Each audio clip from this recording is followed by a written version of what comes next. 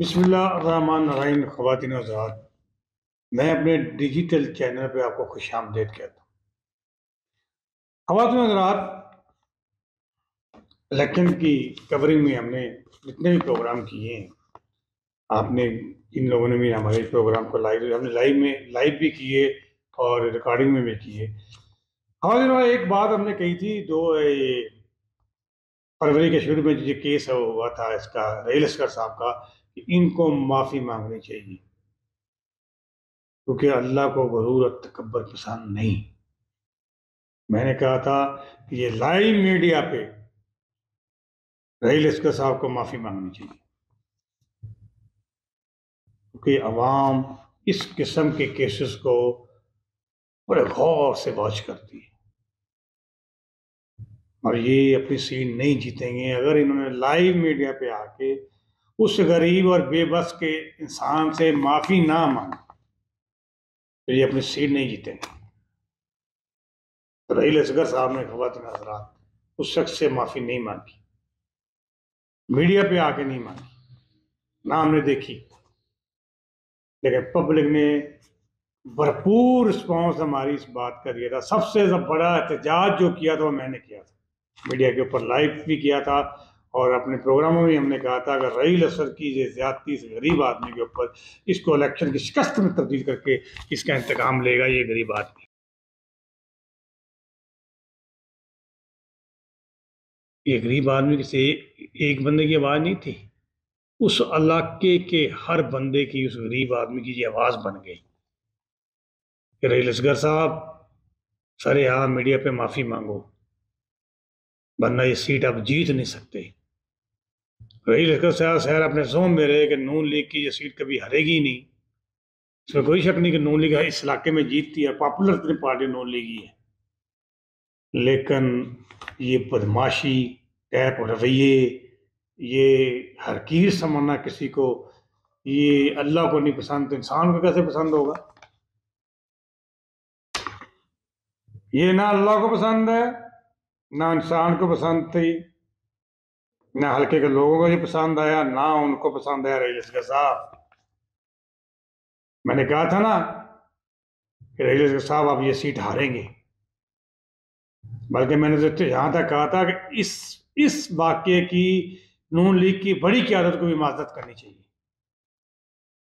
और रहील असगर को कहना चाहिए वो अपने घर जाए, अब उस बंदे के घर जाए और मीडिया के सामने उससे माजरत करे, माफी मांगे। लेकिन रहील असगर साहब इस केस को एक आम गरीब आदमी जो कि बेचारों के साथ हमेशा थानों में, कचहरियों में, इलाकों में बड़े लोगों के इर्द गिर्द होने के जो इज्जत और बेइज्जत किया जाता है ना, उसी केस को ऐसे ही समझ गए, वो उसको भूल गए, कोई मसला ही नहीं। किसी गरीब की इज्जत, कौन से गरीब की कोई इज्जत होती है? बिस्ती हुई, रात गई, बात गई और नहीं रही असगर साहब, नहीं। ये कौम अब वो वाला कल्चर नहीं है पाकिस्तान के। अब हर आदमी के हाथ में एक कैमरा है और वो कैमरा आपकी छोटी छोटी बातों पे तवज्जो देता है। पाकिस्तान के अंदर अब जो कानून, कोई आइन, कोई ला, कोई इंसाफ, कोई बात अगर नजर आती है ना, वो ये कैमरा है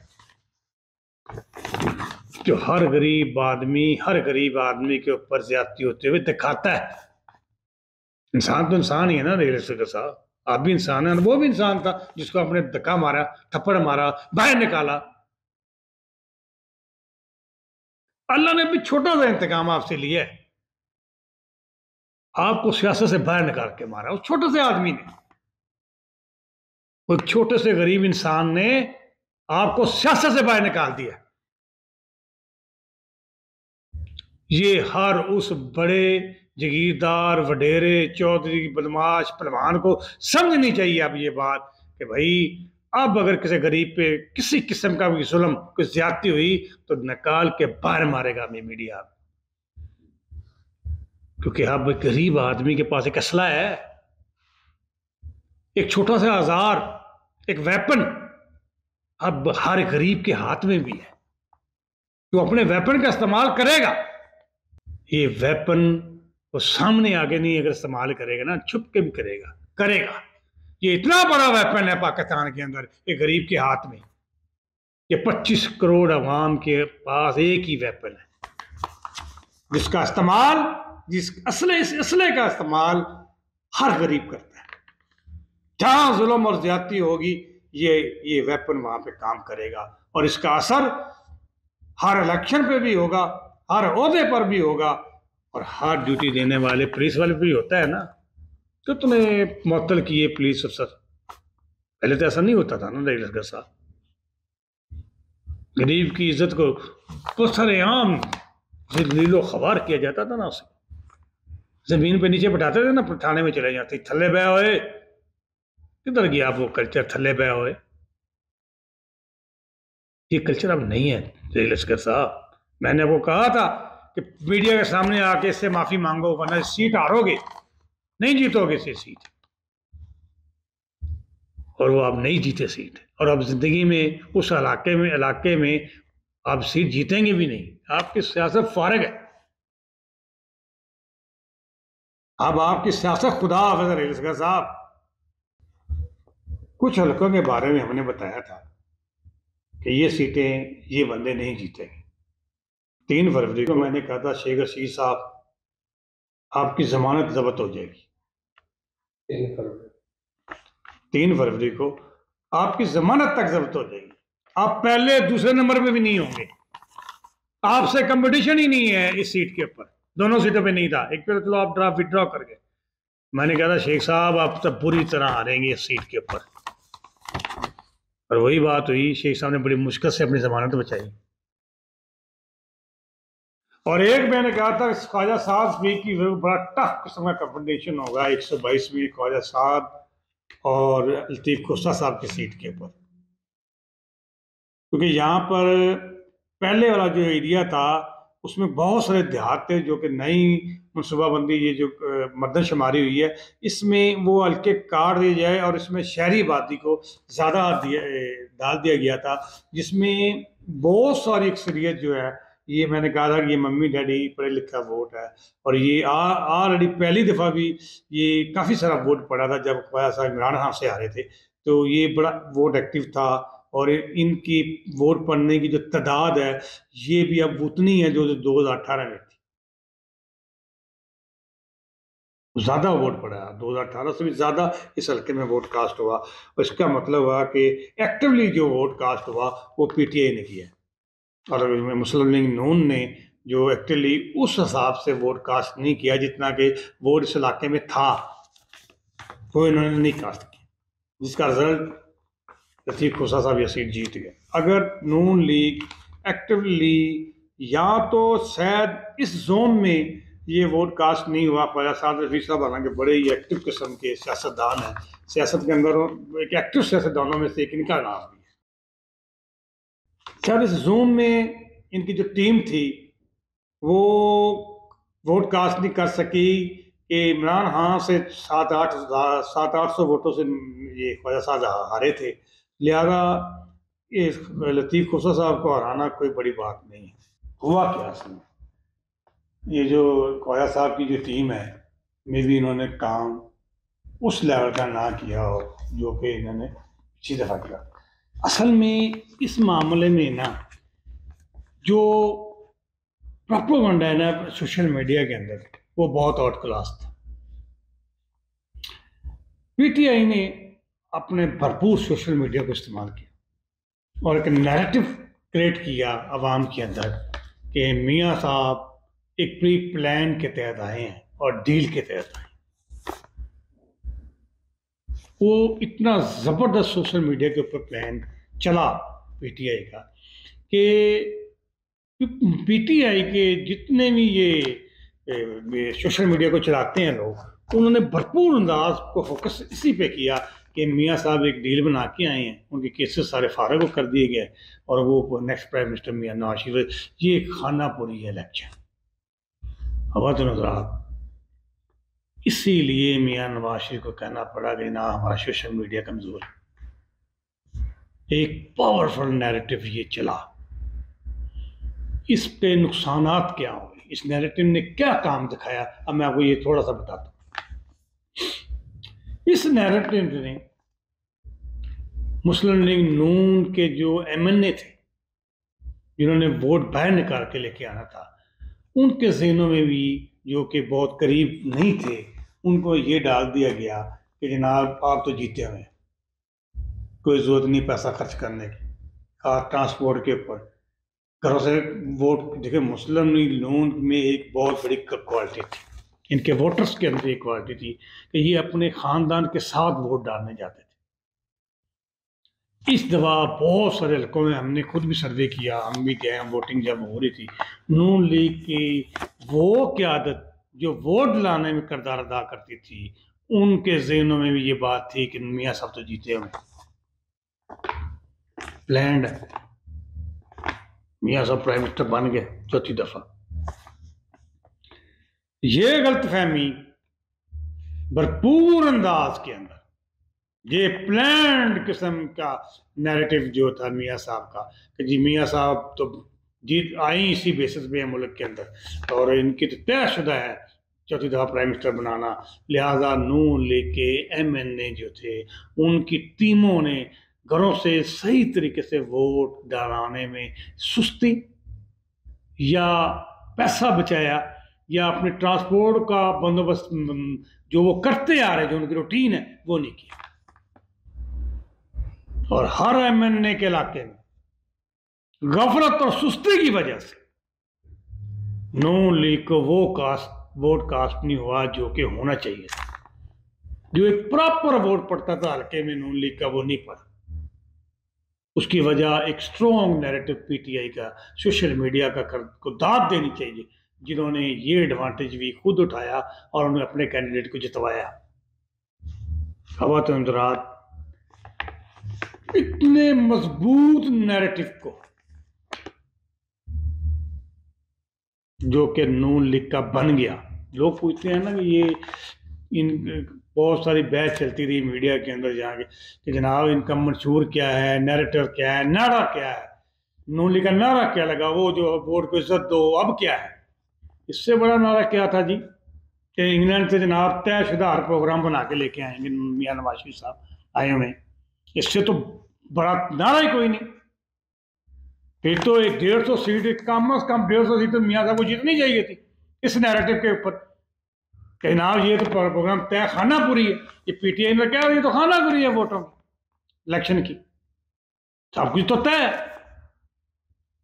तो फिर जनाब अगर सब कुछ तय था तो ये 100 एमएनए कैसे जीत गए, ये बताएं ना। ये तय था तो कैसे पीटीआई के 100 एमएनए जीत गए। भारत, इस नैरेटिव का नुकसान सब तो बड़ा उन एमएनए को भी हुआ है जिन्होंने इसको इजी लिया और घरों से वोटर को नहीं उठाया और वोट कास्ट नहीं करवाए।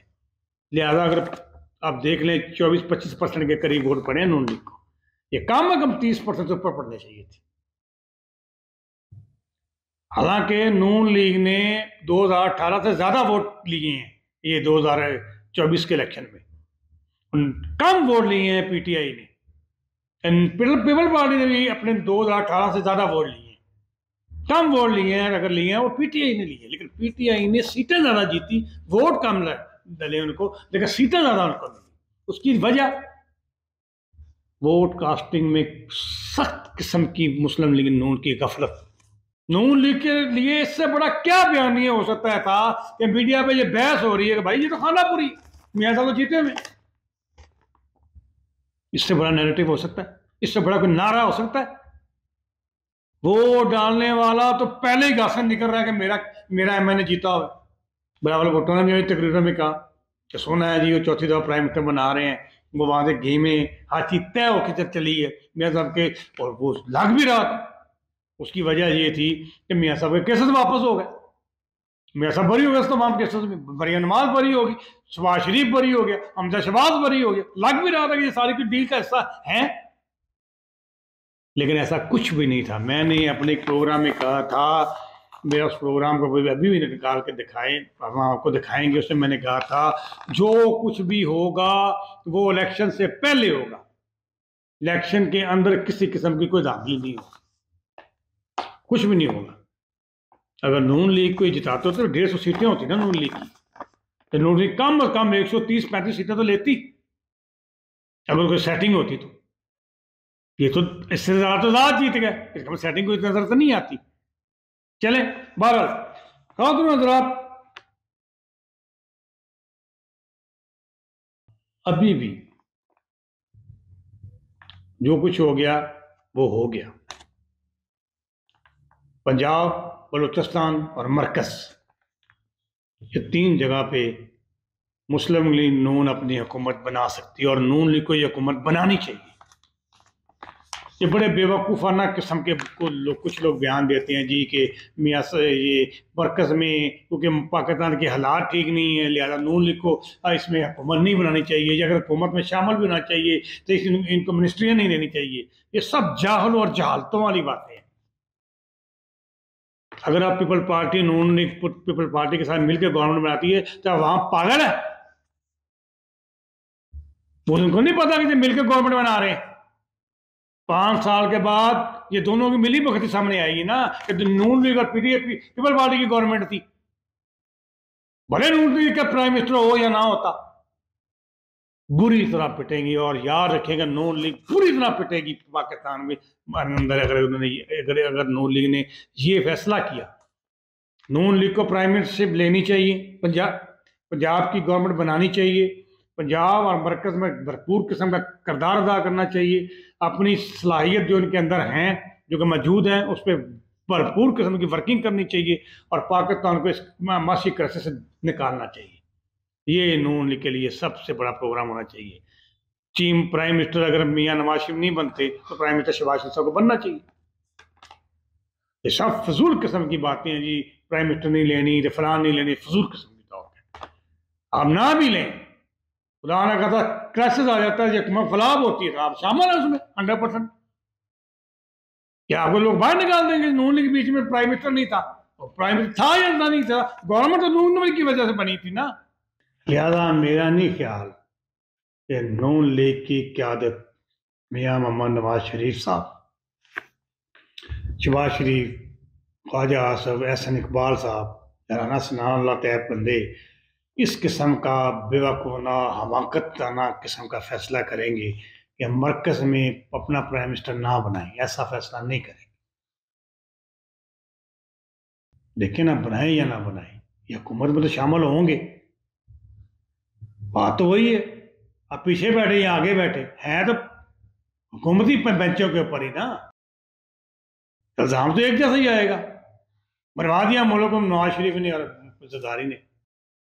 लिहाजा नून लीग को प्राइम मिनिस्टर 110% अपना बनाना चाहिए, चीफ मिनिस्टर पंजाब अपना बनाना चाहिए, और सूबा बलूचिस्तान है इसमें भी मेरे हिसाब से नून लीग और फजल रहमान ग्रुप आसानी से अपना चीफ मिनिस्टर बना सकती है, या तीनों मिल के चीफ मिनिस्टर बना लें वहाँ पे पीपल पार्टी के साथ मिलकर भी, क्योंकि ये तीनों टीमें तीनों ही पार्टियाँ इस वक्त मेरा ख्याल नून लीग की 10 हैं, 11 उसकी और 11 उसकी, तीनों ही बड़ी पार्टी हैं। लिहाजा वहाँ पे कंबाइंड गवर्नमेंट बन मजबूत, बलूचिस्तान में पहली दफ़ा एक सूबाई गवर्नमेंट मजबूत बन सकती है, जिसके बारे में आप ये नहीं कह सकते कि जी 6 महीने के बाद नई की पार्टी बना लेगी, ऐसा नहीं है।